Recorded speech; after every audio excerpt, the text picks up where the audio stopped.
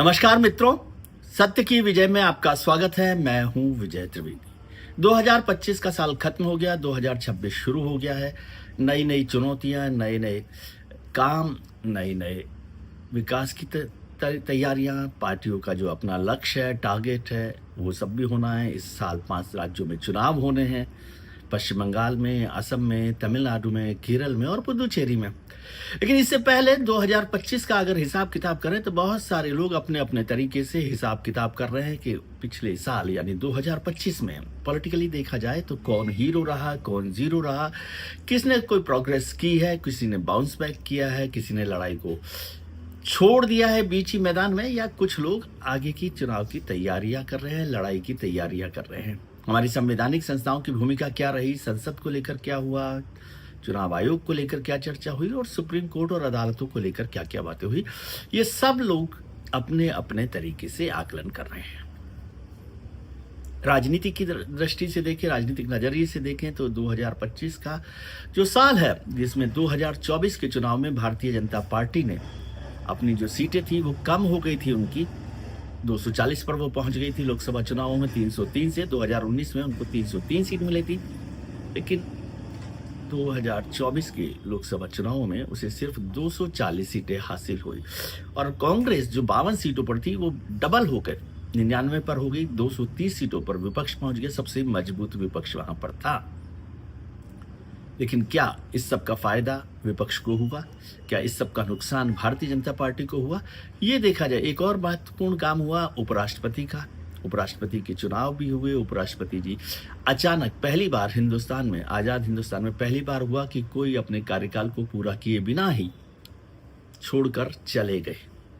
चुनाव की वजह से नहीं, स्वास्थ्य की वजह से। बताया तो स्वास्थ्य ही कारण गया था, लेकिन अचानक संसद का सत्र चलते हुए, सुबह की कार्रवाई को देखते हुए अचानक शाम को जगदीप धनखड़ साहब इस्तीफा देकर चले गए और किसी ने उनसे नहीं पूछा कि भाई साहब क्या हुआ, और जिस स्वास्थ्य की वजह से उन्होंने इस्तीफा दिया था उस स्वास्थ्य का हालचाल भी सरकार ने और विपक्ष ने नहीं पूछा। उसके बाद नए उपराष्ट्रपति का चुनाव हुआ, नए उपराष्ट्रपति भी बन गए। राधाकृष्णन साहब तमिलनाडु से आते हैं, गवर्नर रहे थे वो एक बड़ा काम हुआ जिसको लेकर काफ़ी चर्चा हुई थी, काफ़ी हंगामा हुआ था। पहले धनखड़ साहब के खिलाफ विपक्ष आरोप लगा रहा था, उनके खिलाफ अविश्वास प्रस्ताव लाने की तैयारी कर रहा था, और जब वो चले गए तो वो उनके साथ खड़ा दिखाई दिया, केवल नारेबाजी में।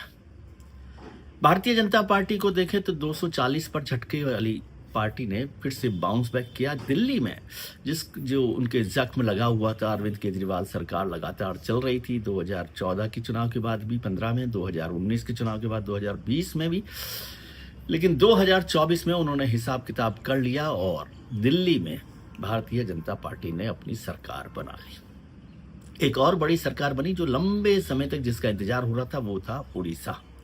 तो उड़ीसा में भी भारतीय जनता पार्टी ने सरकार बना ली थी। वो तो खैर चुनावों के वक्त ही होगी, लेकिन वो एक बड़ा राज्य था, प्रदेश था, जहां पर उसने जीत को हासिल किया। और हरियाणा में कांग्रेस के हाथों में जो जीत पड़ी हुई थी, जबड़े में जो जीत थी, उसी जबड़े से निकालकर अपनी जीत में बदल लिया। तो कहना चाहिए एक तरह से बाउंस बैक किया।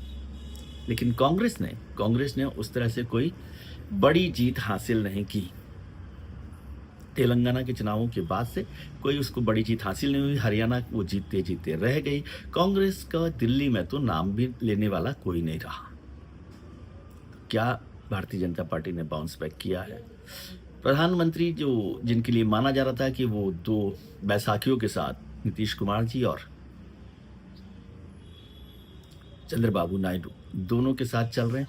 बिहार में भी भारतीय जनता पार्टी ने बाउंस बैक किया। कांग्रेस का प्रदर्शन बहुत अच्छा नहीं रहा, बल्कि पिछली बार वो डबल डिजिट में थी, वो सिंगल डिजिट में पहुंच गई, जबकि इस बार तेजस्वी के साथ उनके पास एक बड़ी संभावना थी। 20 साल के जो शासनकाल था, एंटी इनकम्बेंसी थी नीतीश कुमार की, उसके बाद संभावनाएं थी, लेकिन उस मौके का फायदा भी कांग्रेस नहीं उठा पाई। तो इस तरह से भारतीय जनता पार्टी ने बाउंस बैक किया। यदि लीडरशिप के तौर पर देखा जाए तो ज्यादातर लोग ये मानते हैं कि 2025 के हीरो नरेंद्र मोदी प्रधानमंत्री रहे हैं। राजनीतिक तौर पर भी देश में अस्थिरता, जो आर्थिक अस्थिरता थी, उसको भी काबू करने में बड़ा काम किया। टैक्स रिबेट का जो काम हुआ था वो बड़ा काम हुआ था, और उसके बाद जीएसटी में जो बड़ा बदलाव हुआ, दरों को कम किया गया, उससे भी उनको बड़ा फायदा हुआ।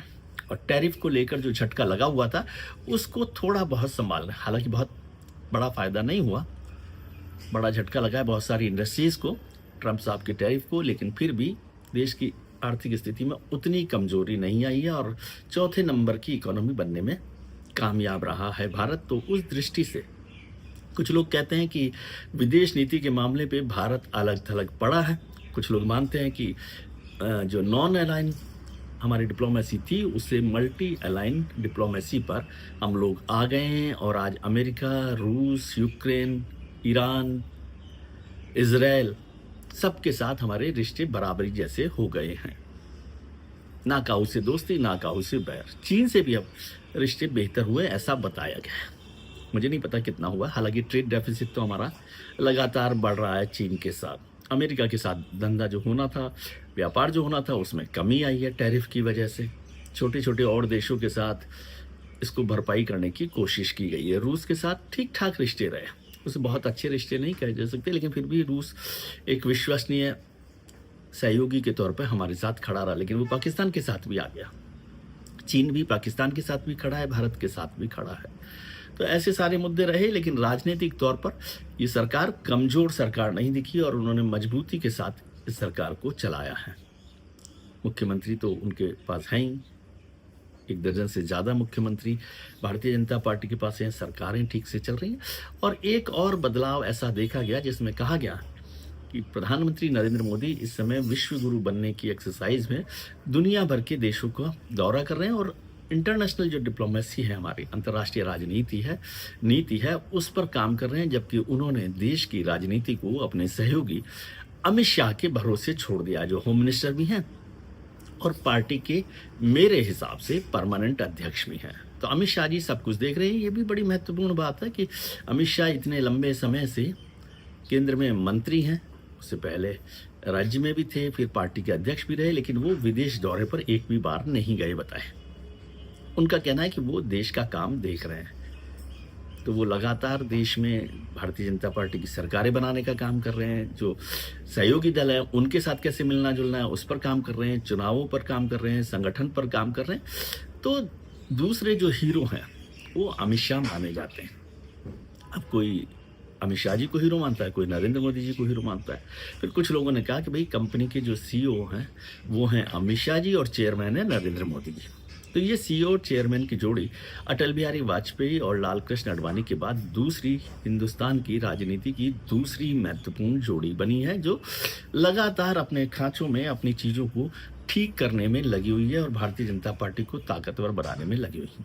इसके साथ ही भारतीय जनता पार्टी ने एक बड़ा बदलाव किया, पार्टी के राष्ट्रीय अध्यक्ष को बदलकर। लंबे समय से जेपी नड्डा साहब बने हुए थे, जो इनका एक्सटेंशन लगातार चल रहा था। उसके बाद तमाम नामों को जिनकी चर्चाएं हो रही थी उनको दरकिरार करते हुए बिहार से नितिन नवीन को 44-45 साल के नितिन नवीन को पार्टी का कार्यकारी अध्यक्ष बना दिया गया। इसकी संभावना है कि वो ही राष्ट्रीय अध्यक्ष बनेंगे। हालांकि उससे कुछ लोगों के मुंह थोड़े से लटके हैं, आंखों से कोड़ने लगे हैं, कारण बताने लगे हैं, लेकिन बहुत सारे लोग थे। उन सब के आगे नितिन नवीन को बनाकर पार्टी ने 2 बातों का संदेश दिया कि वो एक जनरेशनल चेंज पार्टी में कर रही है। आगे की पीढ़ी जो है भारतीय जनता पार्टी की वो नौजवान युवा पीढ़ी होगी। जब नितिन नवीन बने तो उनकी टीम में भी, जो टीम अगले 2-3 महीने में बन जाएगी, उसमें भी ज़्यादातर नौजवान चेहरे होंगे, 50 साल से कम उम्र के। तो नितिन नवीन का एक ये बड़ा बदलाव वहाँ देखा गया। और दूसरा जो बड़ा बदलाव उसमें हुआ वो था कि संघ की मर्जी नहीं चली। राष्ट्रीय स्वयंसेवक संघ का जो दबाव हो सकता था वो दबाव नहीं हुआ और ये नरेंद्र मोदी और अमित शाह ने नितिन नवीन को अपनी जो आगे का रास्ता है, कुर्सी जो है वो सौंप दी है। हालांकि मोहन भागवत जी ने, जो सरसंघ चालक है, उन्होंने पहले ही इस बात का खुलासा कर दिया था या कह दिया था कि अगर हमें फैसला करना होता तो इतनी देर नहीं लगती। खैर देर लगी, सवेर लगी, लेकिन नितिन नवीन नरेंद्र मोदी और अमित शाह की पसंद के नेता राष्ट्रीय अध्यक्ष बन गए। कार्यकारी अध्यक्ष हैं, फिर वो अध्यक्ष हो जाएंगे जब नेशनल एग्जीक्यूटिव होगी और नेशनल काउंसिल होगी। तो उसके बाद 15 जनवरी तक, शायद 15-16 जनवरी तक नड्डा साहब भी कार्यकाल अपना जो पदभार है वो छोड़ देंगे, तो पूरी तरह से अध्यक्ष वो हो जाएंगे नितिन नवीन। अब नई टीम बनेगी, फिर केंद्रीय मंत्रिमंडल में नई टीम बनेगी। तो इस तरह से नरेंद्र मोदी को लोग इस साल का यानी 2025 का हीरो मान रहे हैं। 2025 में राहुल गांधी जी के लिए भी कहा जा रहा है कि उन्होंने बाउंस बैक किया है। वो अपनी लड़ाई लड़ते रहे, लेकिन इलेक्टोरल लड़ाई में वो हार खाते रहे, मार खाते रहे। बिहार में जिस तरह से हुआ, दिल्ली में जैसे हुआ, लेकिन वो अपने एजेंडा पर चलते रहे, अपने कमिटमेंट और अपनी कंटिन्यूटी के साथ आगे बढ़ते रहे, नरेंद्र मोदी के खिलाफ लड़ाई लड़ते रहे और एसआईआर के मसले को, वोट चोरी के मामले को आगे बढ़ाते रहे। भले ही इस मामले पे इंडिया गठबंधन ने उनका साथ नहीं दिया। यूं माना जाए, यदि जीरो कहा जाए तो पूरा विपक्षी कोई बहुत महत्वपूर्ण भूमिका नहीं निभा पाया। इसमें से जो कुछ किया वो राहुल गांधी ने किया। जो दूसरे राजनीतिक दल हैं वो कहीं पर भी दिखाई नहीं दिए हैं इस लड़ाई में सरकार के खिलाफ लड़ने के लिए। फॉर्मली केवल संसद में वो लगातार कोई इशू पर 2-1 दिन का प्रदर्शन करते रहे, तो उस तरह से उनकी कोई महत्वपूर्ण भूमिका नहीं रही। और एक और चीज़, चुनाव आयोग इस साल पूरे साल चर्चा में बना रहा। ज़्यादातर लोगों ने उसको क्रिटिसाइज़ किया। हालांकि उनके दौरान जो कार्यकाल में चुनाव हुए वो बिना हिंसा के चुनाव हुए। बिहार में भी चुनाव ज़्यादा फेजेस के बजाय कम फेज में भी बिना हिंसा के चुनाव हो गए, लेकिन वोट चोरी और चुनाव आयोग की विश्वसनीयता घटी है, इसमें कोई दो राय नहीं है। राहुल गांधी जी ने जितने सवाल पूछे उनका मोटे तौर पे पूरी तरह से जवाब चुनाव आयोग ने नहीं दिया। उनको सवालों के घेरे में लोगों ने डाल दिया है, खासतौर से विपक्ष ने। और भारतीय जनता पार्टी भी जो उन पर एक काम कर सकती थी उस तरीका का काम नहीं हुआ। चुनाव आयुक्तों की नियुक्ति पर भी जो सरकार ने कानून बदला उसको लेकर भी सवाल उठते रहे। हालांकि वो मसला भी अभी सुप्रीम कोर्ट में है। सुप्रीम कोर्ट लगातार कुछ ना कुछ काम करता रहा, लेकिन कोई इतना महत्वपूर्ण काम इस दौरान नहीं हुआ।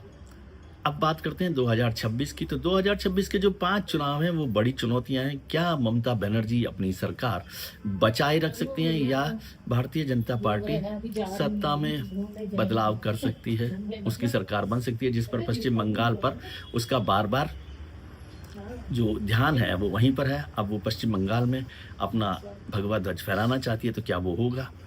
और असम में क्या वो अपनी सरकार बचाए रख सकती है? जो उनके सबसे बड़बोले मुख्यमंत्री और एक्टिव भी कह लीजिए हेमंता बिस्वा शर्मा, वो अपनी सरकार बचा सकते हैं कि नहीं बचा सकते? तमिलनाडु में स्टालिन का राज चलता रहेगा और केरल में क्या कांग्रेस सरकार बना सकती है लेफ्ट पार्टी को हटाकर? ये सारे मुद्दे भी चलते रहेंगे, इन सब पर हम लोग चर्चा करेंगे। आज तो चर्चा कर रहे थे कि पिछले साल का हीरो कौन है, जीरो कौन है, विलन कौन है और कौन आगे बढ़ सकता है। आज के लिए इतना ही। हम उम्मीद करते हैं कि आपके लिए आने वाला कल आज से बेहतर हो। आप अपने मित्रों, परिजनों, रिश्तेदारों के साथ खुश रहिए, मस्त रहिए, व्यस्त रहिए, स्वस्थ रहिए। नमस्कार, आभार, प्रणाम।